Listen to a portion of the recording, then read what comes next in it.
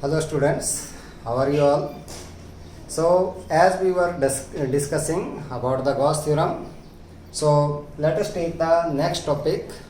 हम लोग आज देखेंगे कि हम लोगों ने आज क्या क्या स्टडी करना है in this chapter the topics which we have to take today. So the outlines of the topics of today's lecture are, पहली बात हम लोग सीखेंगे आज that what are the Gaussian surfaces.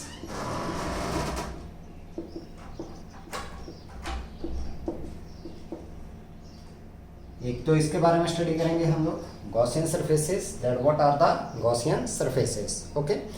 Second one, that is the deduction of Coulomb's law from Gauss theorem.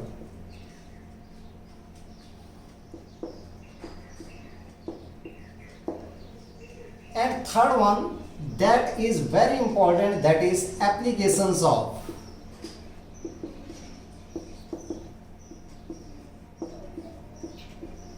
Gauss's theorem. These applications are very important, and one application that is asked everywhere in the board examination. So today we will discuss only the three applications of the Gauss theorem. तीन applications हम लोग यहाँ पर क्या करेंगे, discuss करेंगे. In these applications we will only find out the electric field intensity, okay, due to some distribution of the charge. ठीक है. तो एप्लीकेशंस में हम लोगों ने क्या करना है, that how we have to find out the electric field intensity due to some distribution of the charge. It may be linear distribution, it may be surface distribution of the charge, it may be volume distribution of the charge. So वो हम लोग तब देखेंगे जब हम लोग ये applications करेंगे. So three applications we have to do of the Gauss theorem. Okay, so let us start with our topics today. So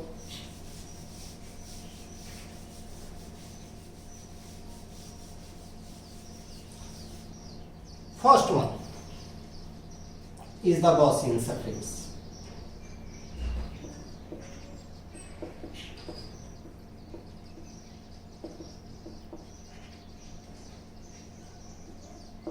क्या होता है हमारे पास?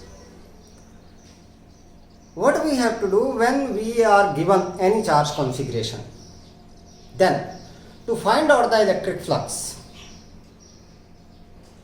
or the electric field intensity over any surface, yeah, at any point, we consider any surface. क्योंकि हमारे पास Gauss theorem क्या बोलती है, Gauss theorem जो है that only find out the electric flux. So with the help of the electric flux we can find out the electric field intensity at any point. हम लोग जो है क्या find out कर सकते हैं, that is the electric field intensity at any point. तो हम लोगों ने क्या करना है, किसी भी चार्ज कॉन्फ़िगरेशन के अराउंड कोई भी एक इमेजिनरी क्लोज्ड सरफेस को जो हम लोगों ने मान लिया, that surface is known as a Gaussian surface. अब ये जो क्लोज सरफेस है आप लोगों के पास, ये है इमेजिनरी, एक्चुअल में ये आपके पास होता नहीं है. So we have to consider the regular spherical surface, और स्फेरिकल नहीं मतलब क्लोज सरफेस आप लोगों के पास. It may be spherical, it may be cylindrical, it may be cubical. आप लोगों ने एक न्यूमेरिकल किया था जिसमें हम लोगों ने स्क्वायर का क्या बनाया था, क्यूब बनाया था. इट मे बी या क्यूबाइड. तो इस तरीके से हम लोग कोई भी क्लोज सरफेस जब मान के चलते हैं, किसके लिए, to find the surface integral of the electric field intensity, तो उस सरफेस को हम लोगों ने नाम दे दिया किसका, गॉसियन सरफेस का.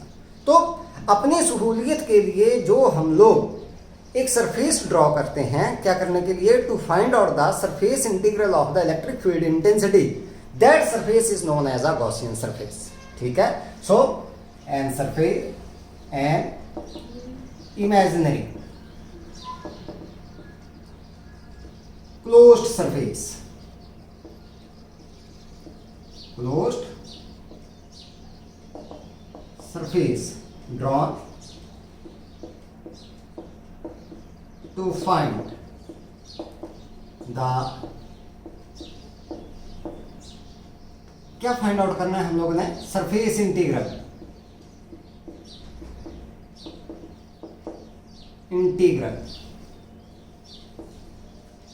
of इलेक्ट्रिक फील्ड इंटेंसिटी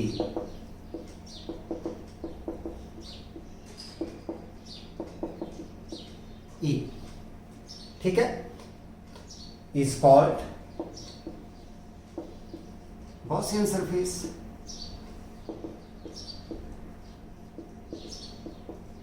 अब एक चीज और नोट कर लो आप लोग, that the electric field intensity over the Gaussian surface that is uniform. कैसी आएगी आपके पास? यूनिफॉर्म आएगी। तो इस तरीके से हम लोगों ने ये गॉसियन सरफेस चूज करना है, that the electric field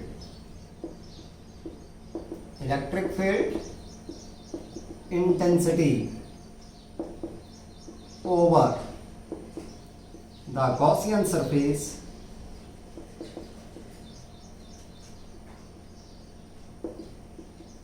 is uniform। Means उसके हर पॉइंट के ऊपर जो इलेक्ट्रिक फील्ड इंटेंसिटी की वैल्यू है दैट विल बी सेम। क्या रहेगी आपके पास? सेम रहेगी आपके पास। ठीक है, तो इस तरीके से हम लोग ये चूज करके चलते हैं। इस कंसेप्ट को थोड़ा सा कम लेकर के चलते हैं, हम लोग इसी कंसेप्ट से बात करते हैं ज्यादातर, that an imaginary close surface drawn to find the surface integral of electric field intensity E is called a Gaussian surface. ठीक है, तो अब यहां से हम लोग बात करते हैं कि भाई गॉस थ्योरम से हम लोग डिड्यूस कर सकते हैं Coulomb's law.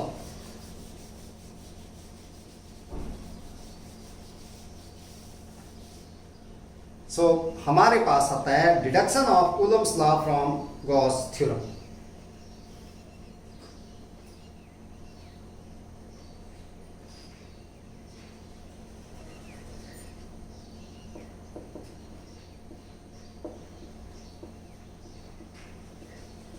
Coulomb's law from Gauss's theorem। देखते हैं कैसे फाइंड आउट करना है हम लोगों ने इसको।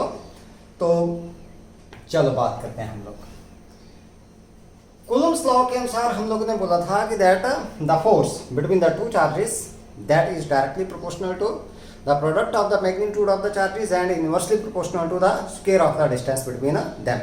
तो हमने लिख दिया था कि that in free space f is equal to 1/4 pi epsilon naught q1 q2 upon r square, where r is the distance between the centers of the 2 point charges।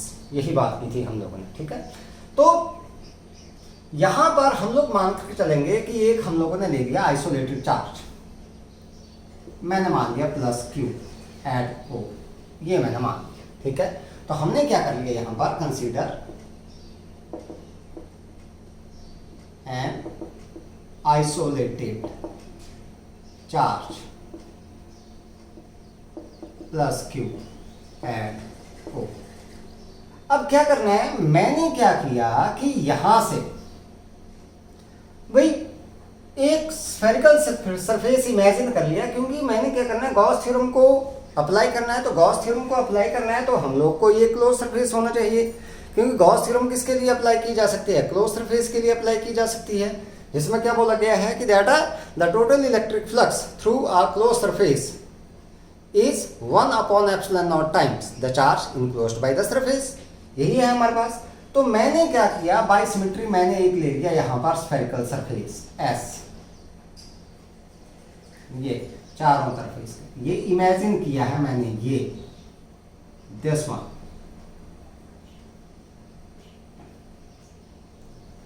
S नाम दे दिया मैंने, जिसकी रेडियस मैंने मान ली R के। ये तो मैंने क्या किया यहां पर, consider a sphere of radius or with center O is imagined to be drawn। ये हम लोगों ने क्या कर लिया यहां पर, ड्रॉ। ये अब क्या हुआ कि यहां पर मैंने मान लिया कोई पॉइंट P, ये पॉइंट मैंने मान लिया P। अब अगर बात करें that the electric field intensity, मान लो हमारे पास क्या है, late E be the electric field intensity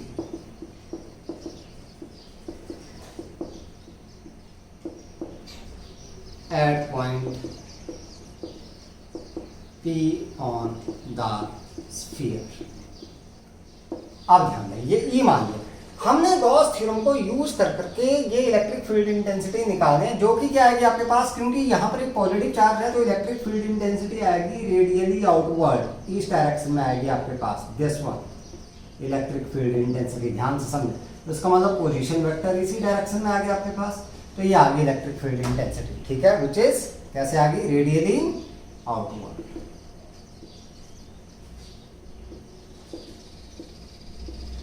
this is radially outward.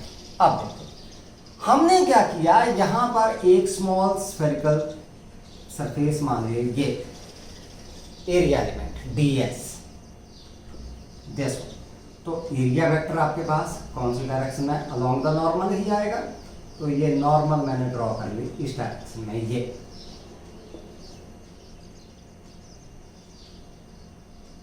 This.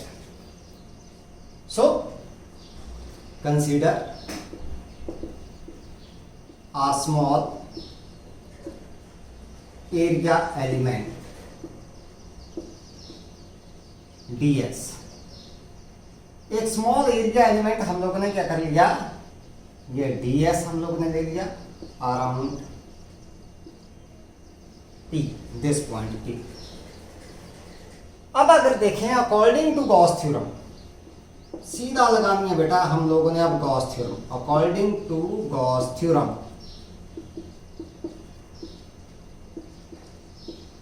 अगर मैं बात करूं सरफेस इंटीग्रल, क्लोज सरफेस की बात करेंगे हम लोग, E dot ds over this close surface, ये पूरा का पूरा, इसलिए मैंने लिख दिया यहां पर S।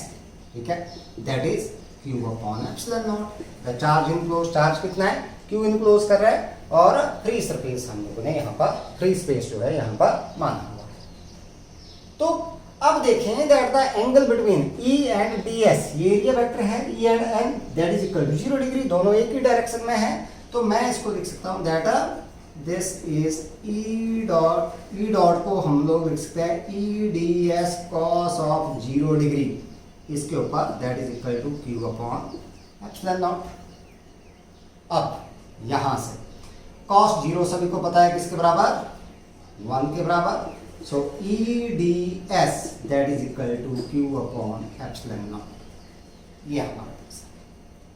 अब क्योंकि इलेक्ट्रिक फील्ड इंटेंसिटी तो हमने निकालनी है, ये हमारे पास चेंज नहीं होगी इस सरफेस के ऊपर, क्योंकि हमने बोला था गॉसियन सरफेस के ऊपर इलेक्ट्रिक फील्ड इंटेंसिटी क्या है, यूनिफॉर्म है, सिर्फ किसका सम करना है हम लोग ने, इसका एरिया का सम करना है, तो E ले लिया मैंने बाहर, सरफेस इंटीग्रल बच गया किसका, ds का, Q अपॉन एप्सिलॉन।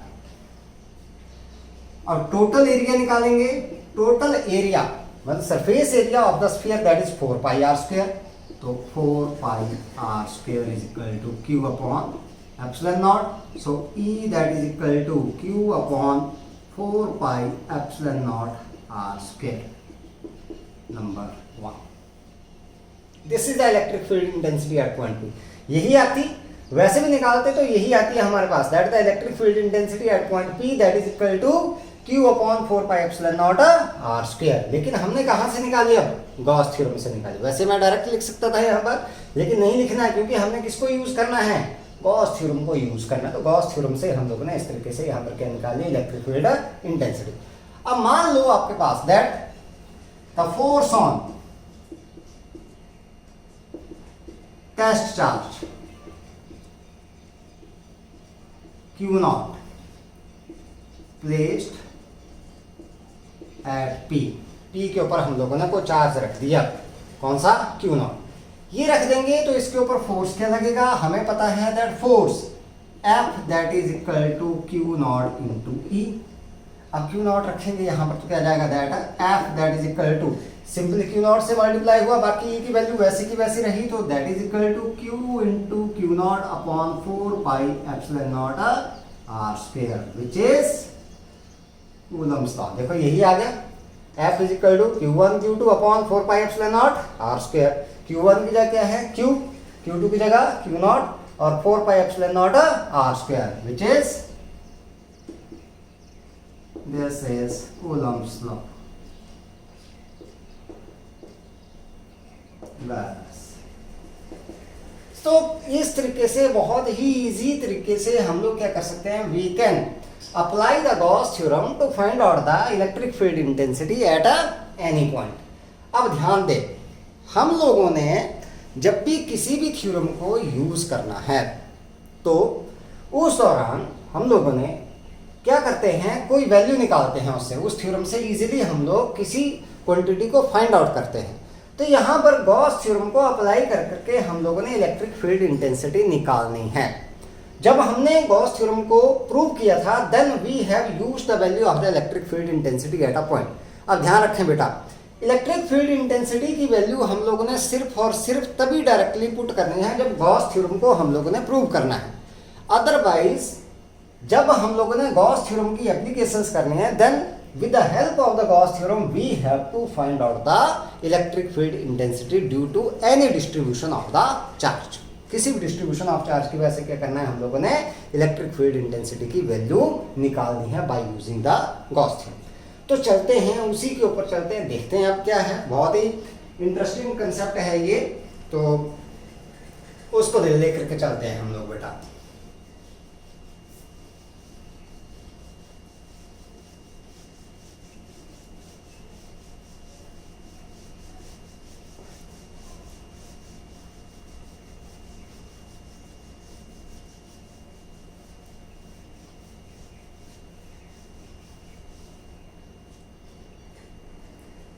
बात करते हैं हम लोग यहाँ पर applications of Gauss's theorem.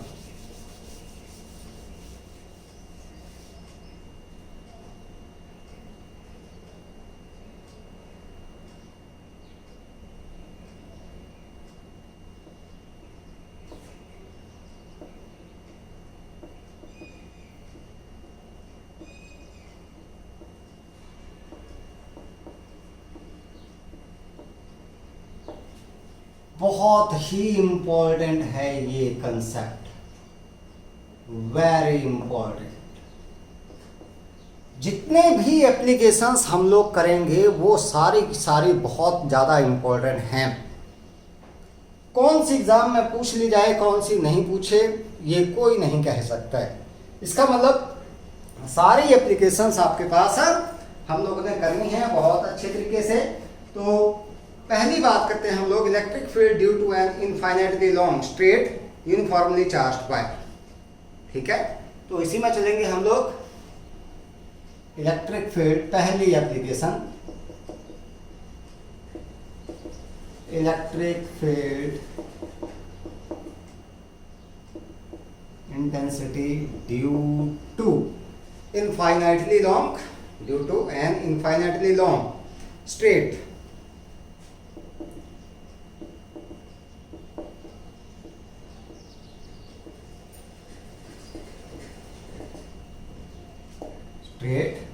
uniformly charged wire। ये है हमारा मतलब लीनियर चार्ज है हमारे पास, लीनियर चार्ज, और वो भी कैसा है, स्ट्रेट। तो हम लोग मान करके चलते हैं कि मान लो हम लोगों ने कोई एक लीनियर चार्ज डिस्ट्रीब्यूशन हम लोगों ने मान लिया। यहां पर consider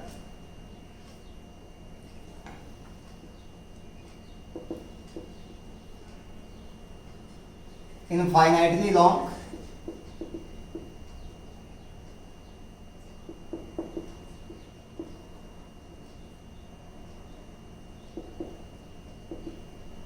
straight wire with uniform linear charge density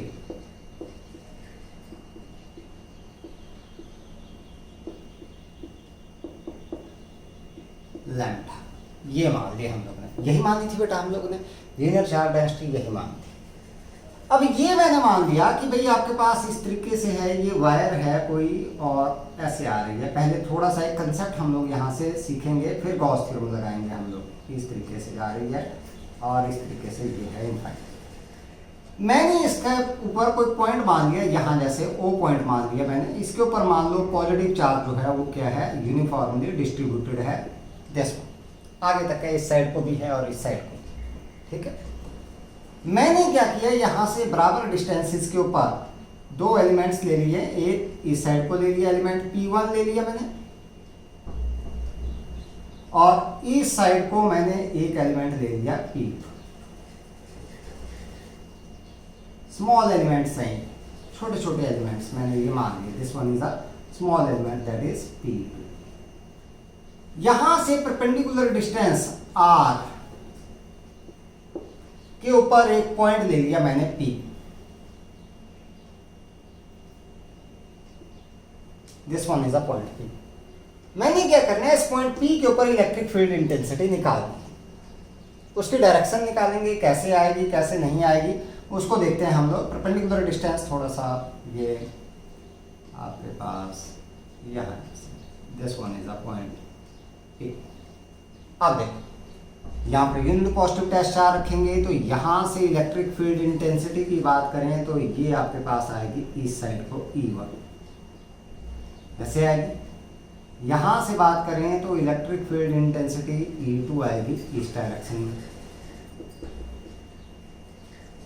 अब क्योंकि ये डिस्टेंसेस बराबर है, क्योंकि ये डिस्टेंस बराबर थी तो ये दोनों डिस्टेंसेस बराबर हैं, तो ये एंगल थीटा है, ये एंगल भी थीटा है। It means that E1 that is equal to E2, दोनों बराबर हो गए हमारे पास।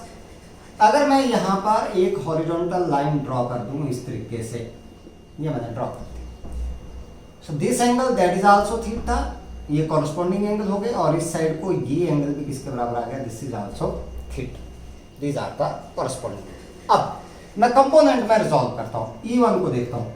E1 का पहला कंपोनेंट अगर हॉरिजॉन्टल कंपोनेंट की बात करें तो इस साइड को आ रहा है E1 cos ऑफ थीटा, और इस साइड को ये आ गया आपके पास E1 sin थीटा। E2 की बात करें तो E2 हमारे पास इस साइड को क्या हो गया, ये आ गया E2 cos ऑफ थीटा, और इस साइड को आ गया E2 sin ऑफ थीटा। अब क्योंकि E1 that is equal to E2, therefore the components of the electric field intensity due to the two elements along the horizontal, these will cancel out। ये क्या कर जाएंगे, एक दूसरे को कैंसिल आउट कर जाएंगे, तो हमारे पास net electric field intensity that will be normally outward, मतलब इस वायर की क्या आएगी, नॉर्मली यहां से परपेंडिकुलरली क्या आ जाएगी, आउटवर्ड आ जाएगी। चाहे इस एलिमेंट की वजह से देखें चाहे इस एलिमेंट की वजह से देखेंगे, क्या आएगी, नॉर्मली आउटवर्ड। अगर ये पॉइंट यहां जैसे लेते तो यहां पर भी क्या आएगी, नॉर्मली आउटवर्ड आएगी, यहां जैसे लें तो भी क्या आएगी, आउटवर्ड आएगी आपके पास। तो कुल मिलाकर के वायर जो आती है दैट इज अ सिलिंड्रिकल, और ये आती है इसकी रेडियस ऐसे।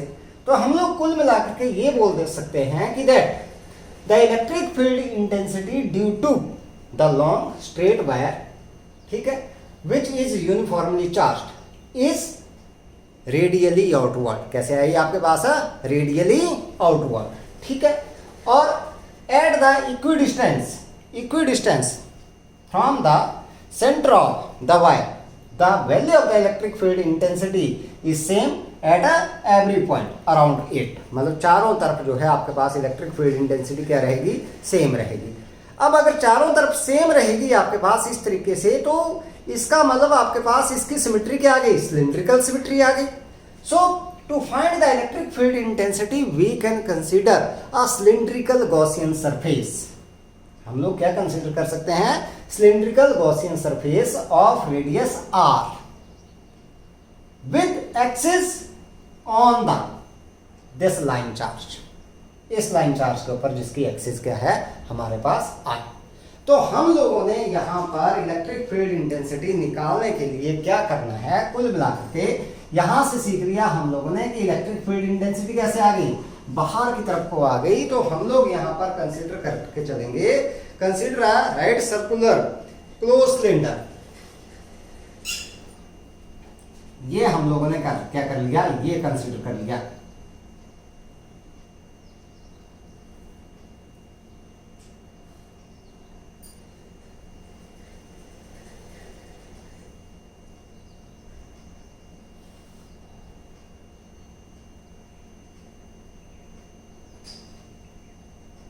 ये राइट सर्कुलर क्लोज सिलेंडर, जहां पर आपके पास जो वायर है वो ये चली है किसके अलोंग इट्स एक्सिस, ये आ रही। हमने इसकी लेंथ मान ली L के बराबर, हमने इतना मान लिया, ये भाई इतना है सिलेंडर। और क्योंकि पॉइंट P यहां जैसे लिया था हम लोगों ने, ये पॉइंट P था हमारे पास और ये डिस्टेंस थी R के बराबर, तो इसके अराउंड एक सरफेस मैंने ये मान लिया क्लोज। इलेक्ट्रिक फील्ड इंटेंसिटी आएगी आपके पास आउटवर्ड, क्योंकि ये हम लोगों ने माना है कैसे, पॉजिटिवली चार्ज। तो इलेक्ट्रिक फील्ड इंटेंसिटी आ गई बाहर की तरफ को, दिस इज पॉइंट P, और यहाँ पर ये मान लिया मैंने unit vector, this is surface ds। ये दो सरफेसेस मैंने मान लिया, दिस इज 1, दिस इज 2। यहाँ पर अगर मैं नॉर्मल ड्रॉ करूँ, पहली बात ये रेडियस r के बराबर है बेटा, नॉर्मल ड्रॉ करूँ तो यहाँ पर नॉर्मल आएगी आउटवर्ड इन दिस डायरेक्शन, और यहाँ पर नॉर्मल आएगी इस डायरेक्शन, ठीक है। बाकी जगह पर अगर नॉर्मल ड्रॉ करें हम लोग, यहाँ पर भी आपके पास ऐसे आ रही है, यहाँ पर भी कैसे आ रही है, नॉर्मल इस तरीके से आएगी। इस साइड को ड्रॉ करूँ तो भी हमारे पास ऐसे ही आएगी नॉर्मल इसी डायरेक्शन, ठीक है। तो इलेक्ट्रिक फील्ड इंटेंसिटी क्या हो गई आपके पास, यूनिफॉर्म। तो हमने क्या कंसीडर कर लिया यहाँ पर, consider a cylindrical closed cylindrical surface, ठीक है, of radius r with its axis on the line charge. कहां पर मान लिया हम लोगों ने इसके axis, on the line charge, of length L, जिसकी लेंथ किसके बराबर है, L के बराबर। अब बात करते हैं कि दैट अगर हम लोग बात करें फॉर द सरफेसेस, जो कौन से हैं, side surfaces 1 and 2, side faces 1 and 2, ये हमारे पास 1 and 2।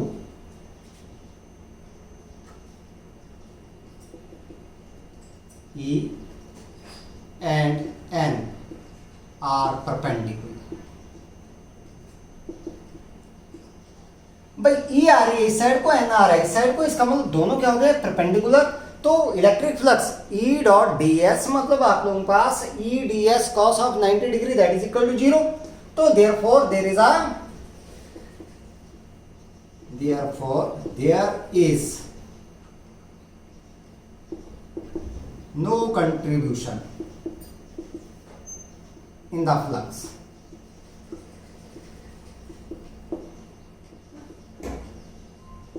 by these surfaces। इनकी वजह से कोई भी कंट्रीब्यूशन जो है वो फ्लक्स में नहीं है।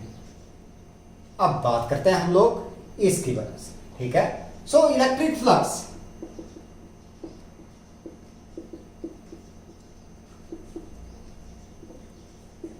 Through the curved surface,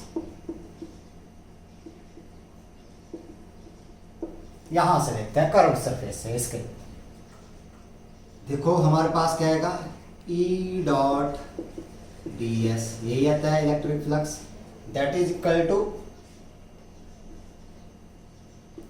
E ds cos of 0 degree, that is E ds। तो मैं इसको ऐसे लिख लूं, किसके बराबर, E मैं बाहर ले लेता हूं बेटा, ठीक है, E और यहां पर आ गया ds। So this is equal to, ये जो इलेक्ट्रिक फ्लक्स है E into curved surface area. Curved surface area किसके बराबर होता है, सिलेंडर का, that is a 2 pi RH। अब H की जगह यहां पर है L के बराबर, ठीक है। तो ये क्या आ गया आपके पास, दैट इज 2 पाई RL। अब टोटल फ्लक्स, क्योंकि इन सरफेसेस के थ्रू तो क्या हो गया, 0 हो गया। So total flux through the cylinder या सिलेंड्रिकल सरफेस, इसके थ्रू देखते हैं टोटल फ्लक्स कितना आ गया, दैट 5E। भाई यही बचा जो कर्व्ड सरफेस के थ्रू है वही आया, तो that is equal to E into 2 pi RL। अब ये सरफेस चार्ज कितना इनक्लोज करेगा, बात आ गई इसके ऊपर कि that what is the charge enclosed by the surface, क्योंकि चार्ज तो हमारे पास दे नहीं रखा है। तो अब देखते हैं हम लोग कि ये चार्ज हम लोगों ने कैसे निकालना है। लीनियर चार्ज डेंसिटी हमारे पास दे रखी है लैम्डा, और हमें पता है कि जो लेंथ है इसकी यहां तक वो किसके बराबर है, एल के बराबर। सो charge enclosed by the surface, that is equal to linear charge density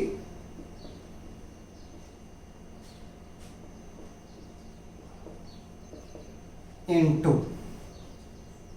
length। यही आता है हमारे पास length. So this charge Q that is equal to lambda into L। अब देखो, अब अप्लाई करेंगे Gauss theorem. So according to Gauss theorem,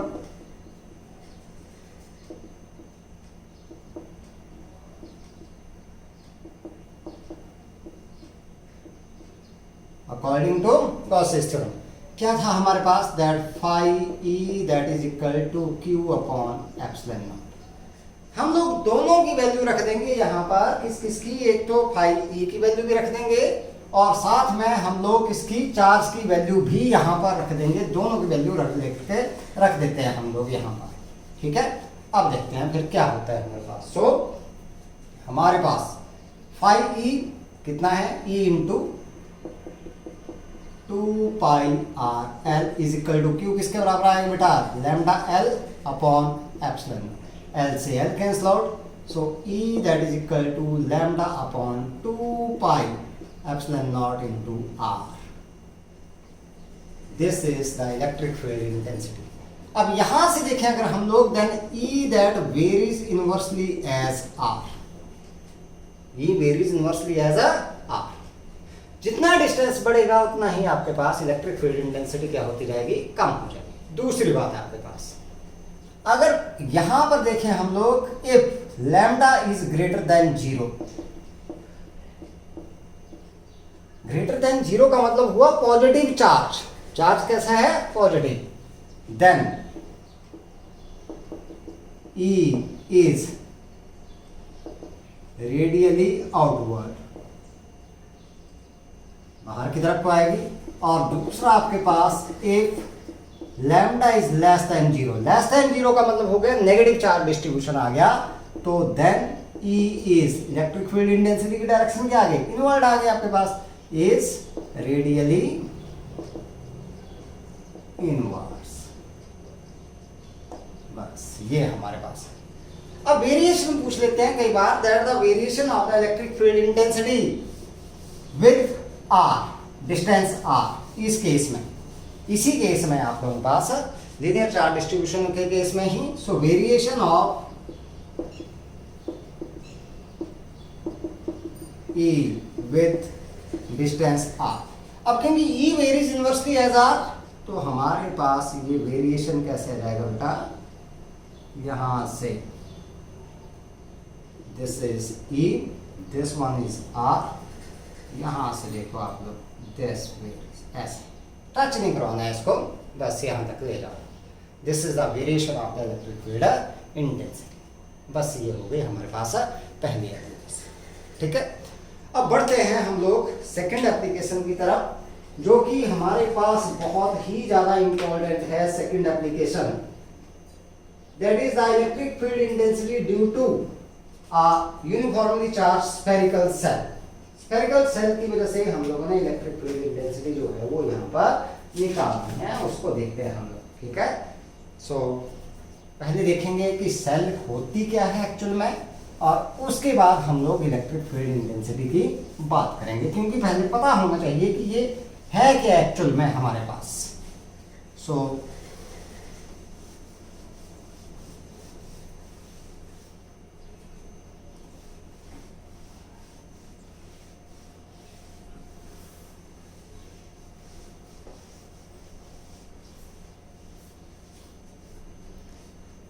हम लोग बात करते हैं यहां पर electric field intensity due to uniformly charge spherical cell.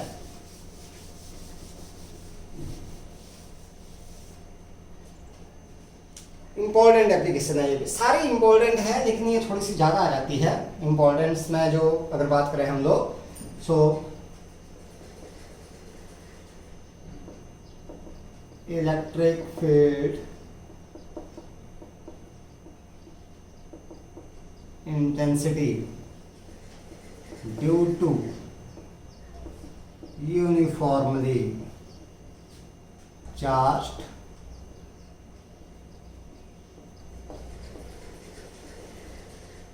spherical shell, SHELL बेटा, ठीक है, this one.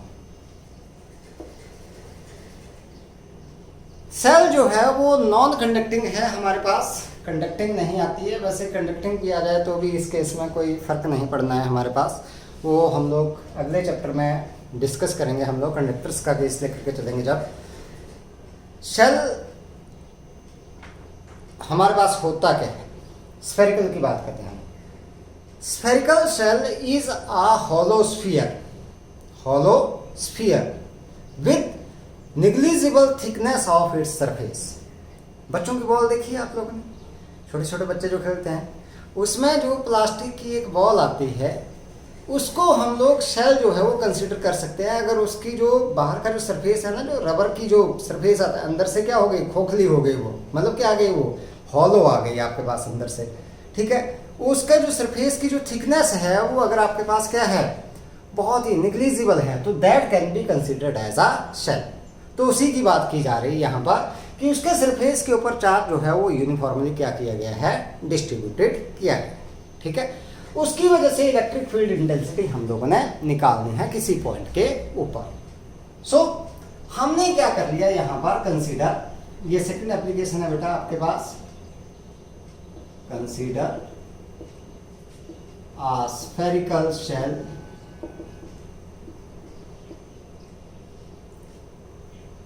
of radius r with centre O, ये हम लोगों ने मान, ठीक है।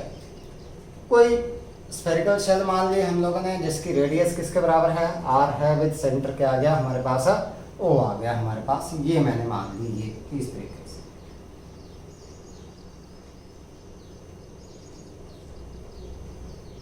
ये हमारे पास है, this one is radius r and this is centre O, ठीक है। Let a charge plus q is distributed uniformly on the surface of cell।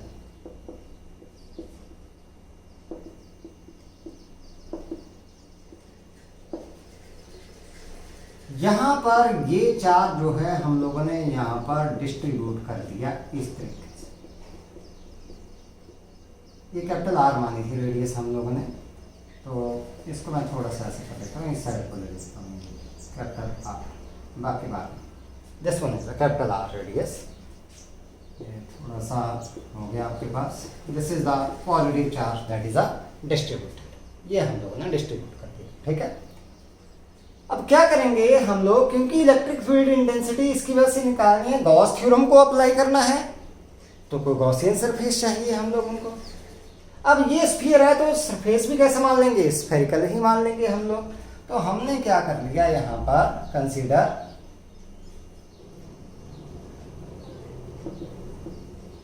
a spherical Gaussian surface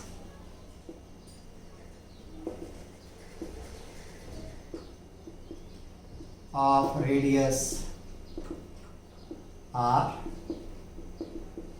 with center O। ये मान लिया हम लोगों ने इस तरीके से, मैं बाहर मान रहा हूं, पहले केसेस अलग अलग लेकर के चलेंगे हम लोग। ये एस सरफेस कोई मैंने मान लिया बाहर इस तरीके से, इसका नाम लेंगे मैंने आर, जैसे, और इसकी रेडियस मैंने मान ली किसके बराबर, आर। अब इस तरह से ये मान दिया, ठीक है। सो मान लो हमारे पास late E be the electric field intensity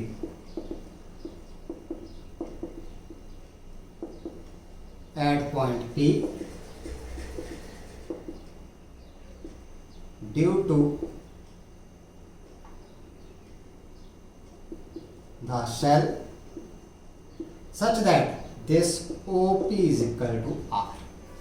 इसका मतलब हम लोगों ने यहां पर पॉइंट मान लिया P, this is point P, और यहां पर इलेक्ट्रिक फील्ड इंटेंसिटी हम लोगों ने कितनी मान ली, E के बराबर मान ली, ठीक है। तो ये इलेक्ट्रिक फील्ड इंटेंसिटी क्योंकि पॉजिटिव चार्ज है तो आपके पास कैसे आएगी, ये हमारे पास आ गई बाहर और यूनिट वेक्टर भी आ गया बाहर की, ऐसे है इलेक्ट्रिक फील्ड इंटेंसिटी। अब हमने क्या किया, क्योंकि गॉस थ्योरम अप्लाई करनी है तो एक सरफेस मानना पड़ेगा हम लोगों को, तो ये मैंने ds एक सरफेस मान लिया, एरिया एलिमेंट मान लिया यहाँ। इसके ऊपर यूनिट वेक्टर की बात करूं तो आपके पास कैसे जाएगा, लॉन्ग का रेडियस ही जाएगा ये। सो कंसीडर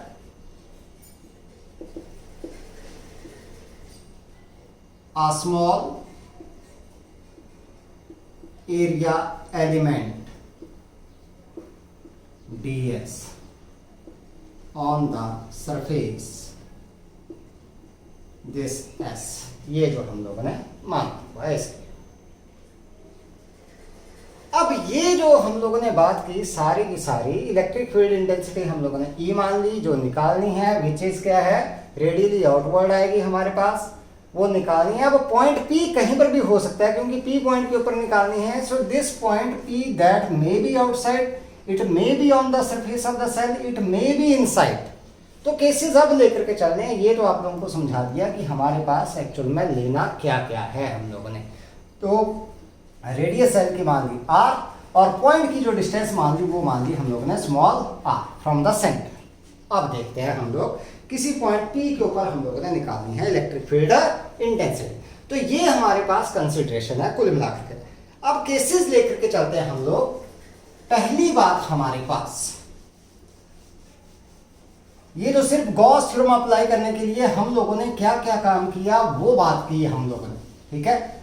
अब देखते हैं हम लोग केसेस हम लोगों ने लेकर के चलते हैं बेटा यहां से। पहली बात आपके पास field outside the shell, outside the shell का मतलब आपके पास r is greater than r, ये जो डिस्टेंस है r that is greater than the radius of the shell, इससे ज्यादा है हमारे पास। तो according to Gauss theorem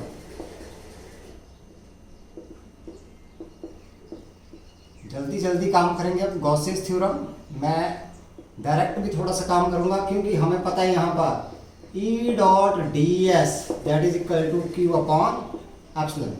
total charge distributed Q माना है हम लोगों ने, तो ये सरफेस पूरा का पूरा चार्ज आपके पास क्यू इनक्लोज कर रहा है, चाहे कहीं पर भी हो, लेकिन सरफेस के अंदर कितना चार्ज आ रहा है, क्यू आ रहा है आपके पास, तो क्यू लिख दिया मैंने, और फ्री सरफेस हम लोगों ने माना हुआ है, ये आपके पास आ गया। अब यहां से देखें तो E d s cos of 0 degree that is equal to Q upon epsilon naught, ये क्लोज सरफेस हम लोग लिखते हैं यहाँ पर।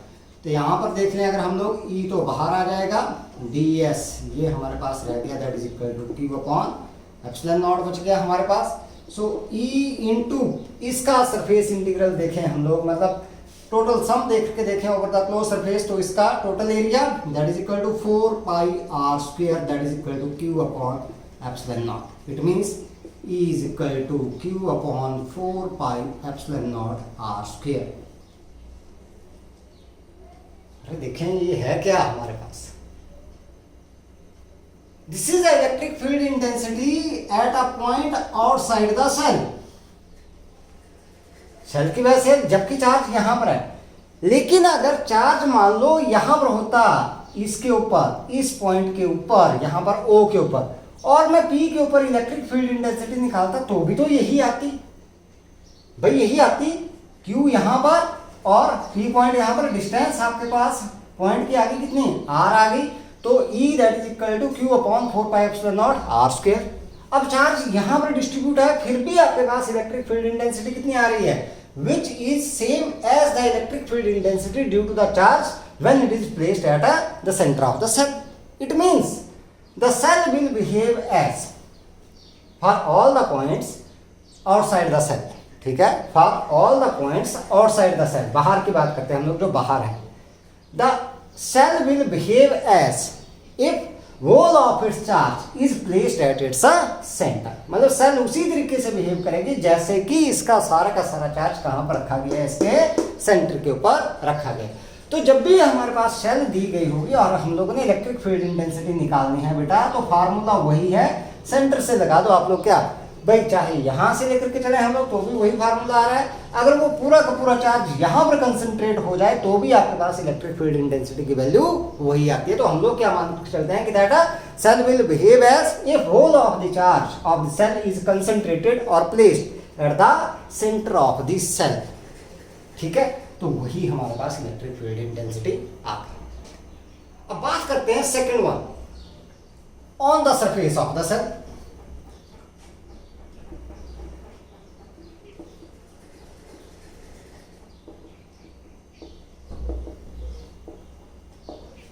क्या हो गया, r is equal to r, यहां पर क्या हो जाएगा, रेडियस वही आपके पास इस स्फेरिकल सरफेस की या जो डिस्टेंस है पॉइंट की r के बराबर आ जाएगी, तो इसका मतलब E is equal to Q upon 4 pi epsilon naught r square. लेकिन यहां पर हम लोग बात करेंगे if sigma is the surface charge density, surface charge density, तो हमें पता है sigma that is equal to charge per unit area 4 pi r square, तो it means Q is equal to sigma into 4 pi r square, ये आएगा आपके पास। सो Q की value रख दें यहां पर, तो E that is equal to किसके बराबर बेटा, sigma into 4 pi r square upon 4 pi epsilon naught into r square, 4 pi से 4 pi cancel out, r square से r square cancel out, so E that is equal to sigma upon epsilon naught which is the maximum value of the electric field intensity, और ये constant रहेगी हमारे पास कहां पर, on the surface. अब बात करते हैं हम लोग कहां पर, ये हो गया कहां पर, आउटसाइड हो गया, ये आ गया आपके पास कहां पर, ऑन द सरफेस। अब बात करते हैं इनसाइड, ठीक है, थर्ड वन पॉइंट, फिर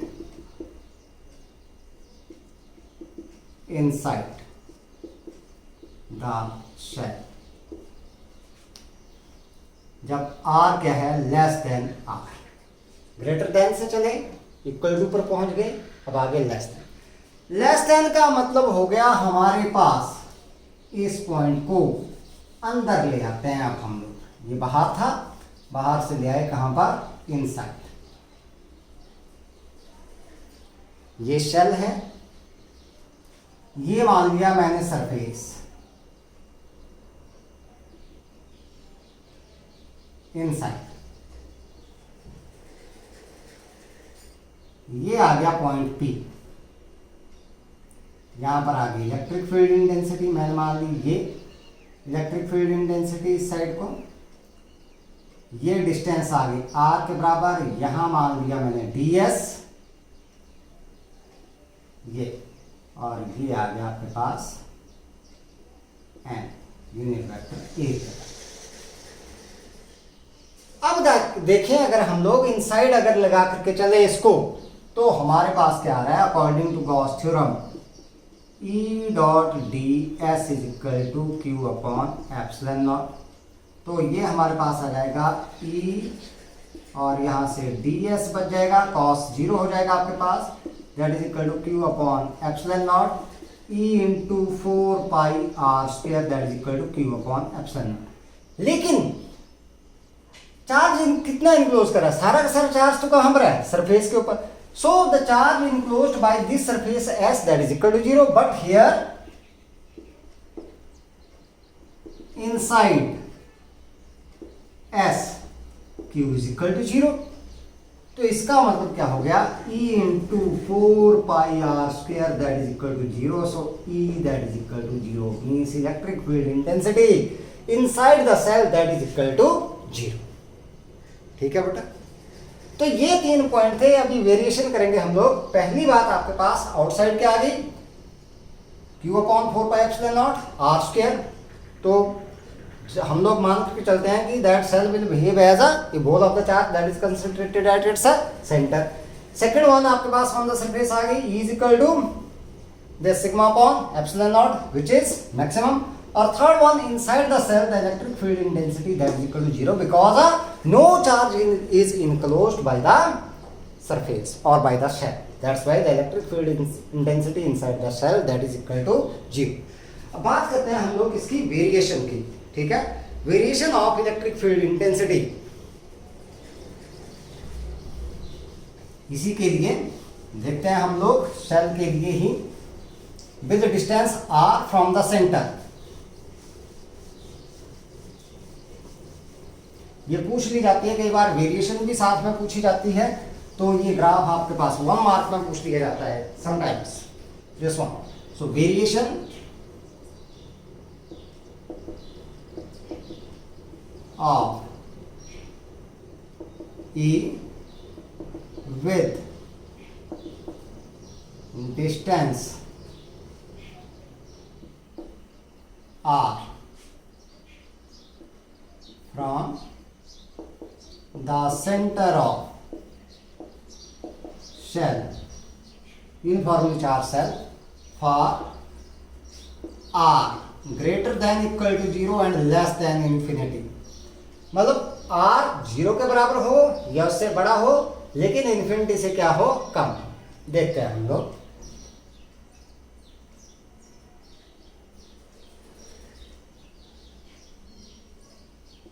ये ले ली डिस्टेंस, इस साइड को इलेक्ट्रिक फील्ड। जब तक r हमारे पास क्या है, less than the radius, radius से छोटा है यहां तक हमारे, तब तक इलेक्ट्रिक फील्ड इंटेंसिटी इनसाइड तो क्या हो गई, 0 हो गई। तो 0 मतलब यहां पर आ गई हमारे पास, this is for r less than r। लेकिन जैसे ये r के बराबर हो गया तो हमारे पास क्या आ गया, r is equal to r, तो E हो गया मैक्सिमम, यही आ गया। और उसके बाद when r is greater than r then it varies inversely with r। ऐसे किया तो E varies inversely as square of r, inversely as square of r। इस तरीके से आपके पास ये वेव कर जाएगा, कर्व बना देना आप। ठीक है, टच नहीं करना। So this is the variation of the electric field intensity for the shell with the distance from the centre. मतलब r that is equal to और greater than 0 but less than infinity. ठीक है, so next one similar application है आपके पास, उसकी बात कर लेते हैं। नॉन कंडक्टिंग सॉलिड स्फीयर की बात करेंगे। अगर कंडक्टिंग आ जाता है तो कंडक्टिंग स्फीयर और शेल में कोई फर्क नहीं बचता है, वो अगले चैप्टर में हम लोग बात करेंगे। क्योंकि कंडक्टर्स में क्या होता है आपके पास, whole of the charge that is distributed on the surface। Conductor आ गया अगर आपके पास तो सारा का सारा चार्ज कहाँ पर, सरफेस के ऊपर डिस्ट्रीब्यूट हो जाता है, अंदर कुछ भी चार्ज नहीं होता है कंडक्टर के। ठीक है, तो सिंपली सेल का केस होता है, लेकिन वो हम लोगों ने कंसेप्ट अभी किया नहीं है, वो अगले चैप्टर में हम लोग इस कंसेप्ट को करेंगे। So electric field intensity due to non conducting charged solid sphere.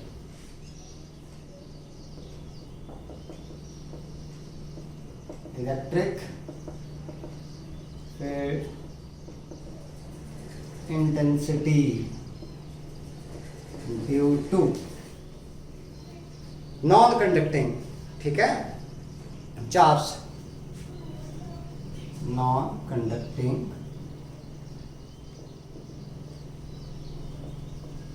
Charge solid sphere.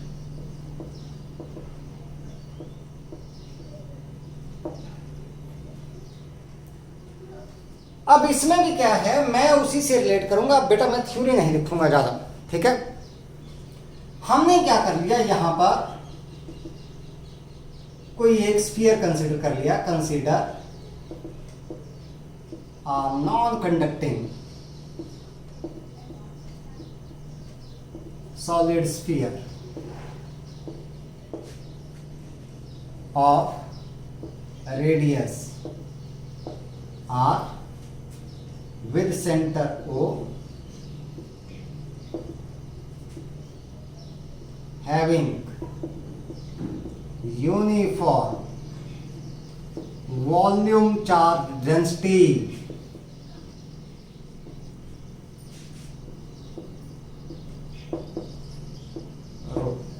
क्योंकि हमारे पास इस केस में क्या होगा, चार्ज डिस्ट्रीब्यूटेड यूनिफॉर्मली, सॉलिड है तो हर पॉइंट के ऊपर होगा। अब क्योंकि नॉन कंडक्टिंग है तो चार्ज जहां पर है वहीं पर रहेगा, तो हम लोग मान के चलते हैं कि that the distribution of the charge that is uniform. Uniform distribution हम लोगों ने चार्ज का माना हुआ है। अब देखते हैं हम लोग कि यहां पर मान लो हमारे पास let plus Q be the charge, total charge जो है आपके पास डिस्ट्रीब्यूटेड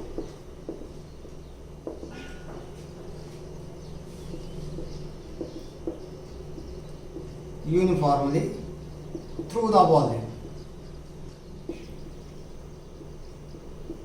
ऑफ द स्फीयर। ठीक है, ये मान लिया हमने। क्या मान लिया यहां पर, मान लो हमारे पास कंसिडर स्फेरिकल गॉसियन सरफेस। वही काम करना है हम लोगों ने जो पहले किया था, Gaussian surface of radius r with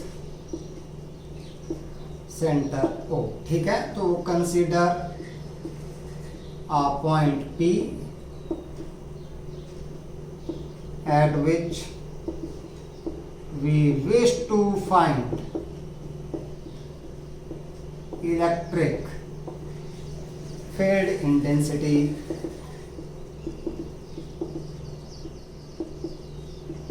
E such that this OP that is equal to R। तो हमने क्या कर लिया यहाँ पर, कंसीडर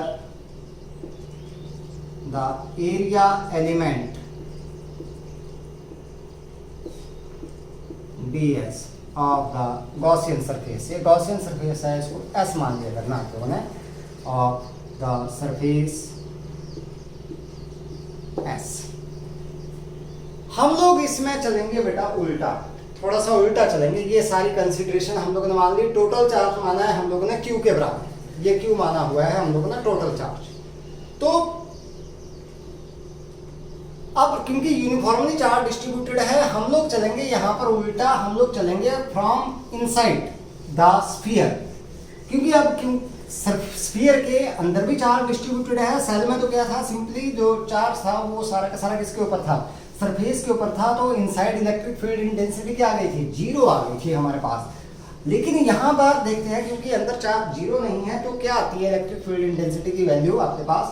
पहला पॉइंट यहाँ पर, that field inside the solid sphere means R is less than R। यहां से ये मैंने मान दिया solid sphere.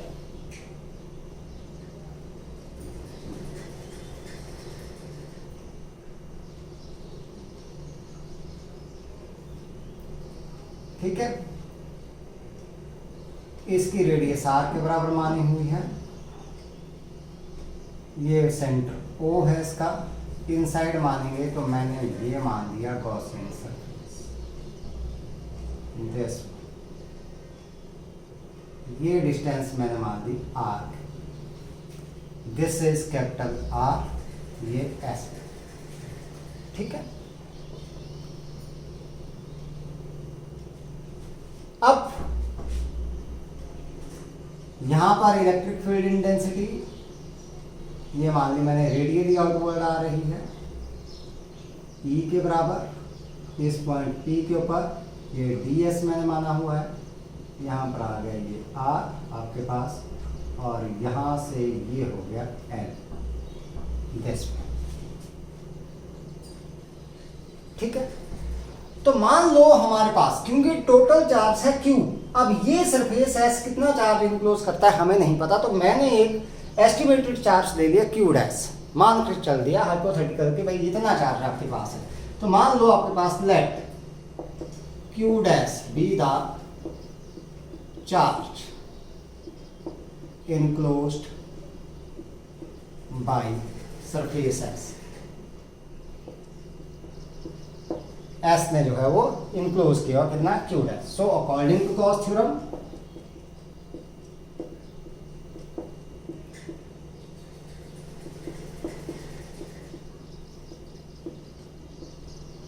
E dot ds is equal to Q dash upon epsilon. Naught नहीं लगाया मैंने क्योंकि मीडियम है, अब यहां पर खाली नहीं है, सॉलिड है तो क्या लगा दिया एप्सिलॉन। ठीक है, तो यहां पर देखिए अगर हम लोग तो ये E और BS एक डायरेक्शन में है तो E ds बच जाएगा cos 0 हो गया हमारे पास, that is equal to Q dash upon epsilon. So E into this one is ds q dash upon epsilon, so E into 4 pi r square surface area q dash upon epsilon, so E that is equal to q dash upon 4 pi epsilon r square। Volume charge density हम लोगों ने मानी है क्योंकि इस charge का पता नहीं है कितना है, तो हमने वॉल्यूम चार्ज डेंसिटी की फॉर्म में इसको निकालना है। So therefore we know that volume charge density that is equal to charge per unit volume. Volume कितना आएगा 4/3 पाई आर क्यूब। भाई अगर यूनिफॉर्मली है तो इस वॉल्यूम के लिए भी इतना आएगा, तो 4/3 पाई आर क्यूब के बराबर आ गया। So Q dash that is equal to 4/3 pi R cube into rho के बराबर। देयरफॉर फ्रॉम वन यहां से देखें तो E इज इक्वल टू किसके बराबर हो गया बेटा, क्यू डैश की वजह रख दो 4/3 pi R cube rho upon, यहां से क्या हो गया आपके पास 4 पाई एप्सिलॉन आर स्क्वायर। अब 4 पाई से 4 पाई कैंसिल आउट, ये 1/3 तो नीचे आ जाएगा, आर स्क्वायर से एक आर चला गया तो हमारे पास बच गया E is equal to rho R upon 3 epsilon. This one is the electric field intensity. So E varies directly as R. कब? When R is less than R. अब बात करते हैं एट सेंटर। सेंटर के ऊपर देखें तो R इज इक्वल टू 0 क्योंकि E is equal to rho R upon 3 epsilon, R के साथ वेरी कर रहा है। अब R ही 0 हो गया, therefore E that is equal to 0. It means at the center of the, बाकी जगह पर तो आपके पास इलेक्ट्रिक फील्ड इंटेंसिटी आएगी स्फीयर में, इनसाइड द स्फीयर, लेकिन सेंटर के ऊपर जो है वो इलेक्ट्रिक फील्ड इंटेंसिटी क्या हो गई 0, because here R that is equal to 0 at the center। ठीक है, ऑन द सरफेस दूसरा आपके pass on the surface R is equal to R, so E is equal to rho R upon 3 epsilon which is maximum, ये आगे maximum है। अब बात करते हैं आउटसाइड। आउटसाइड में वही आएगी हमारे पास, क्योंकि वैसे ही करोगे आप लोग काम सारा का सारा बेटा आउटसाइड के लिए। सेल का ही केस बन जाएगा हमारे पास, ये far point outside, field outside, third point field outside the sphere. Outside हम लोगों ने क्या कर लिया, यहां पर ये इसकी रेडियस है आर के बराबर, दिस इज सेंटर, ये हम लोगों ने मान लिया गॉसियन सरफेस। दिस ये रेडियस आ गई, यहां पर आ गई इलेक्ट्रिक फील्ड इंटेंसिटी।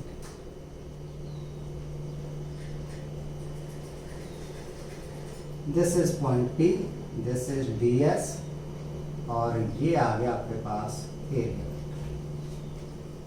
ठीक है, अब ये जो सरफेस है as it encloses whole of the charge, जो चार्ज क्यू हमने माना था वो सारा सारे इनक्लोज कर रहा है और इसके बाहर है फ्री सरफेस आपके पास। सो यहां पर r is greater than r, तो applying Gauss theorem E dot d s that is equal to Q upon epsilon naught, तो ये आ जाएगा E और यहाँ पर d s that is equal to Q upon epsilon naught, so E into 4 pi r square that is equal to Q upon epsilon naught, so E that is equal to Q upon 4 pi epsilon naught r square, same जैसा shell की वजह से आई थी। So outside आपके पास आ गया E varies inversely as r square।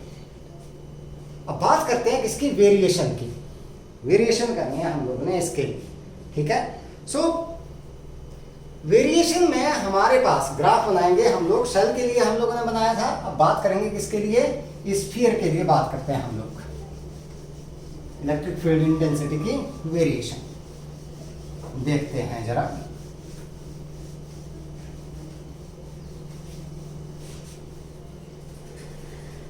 सो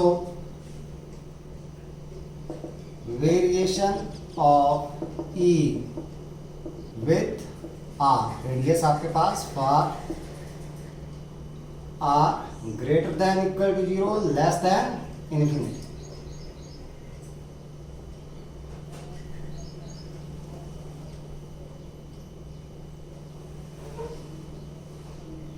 थोड़ा सा बढ़ा देते हैं इसको, ये है, और इस साइड को ले दी E में। अब देखो सेंटर के ऊपर इलेक्ट्रिक फील्ड इंटेंसिटी 0 थी और उसके बाद inside the sphere it varies directly with R, directly means आपके पास ही आ गया E varies directly as R for R less than R। उसके बाद यहां पर जैसे ही क्या हो गया R is equal to R, then ये क्या हो गया आपके पास, इट बिकम्स मैक्सिमम, और उसके बाद इट वेरीज इनवर्सली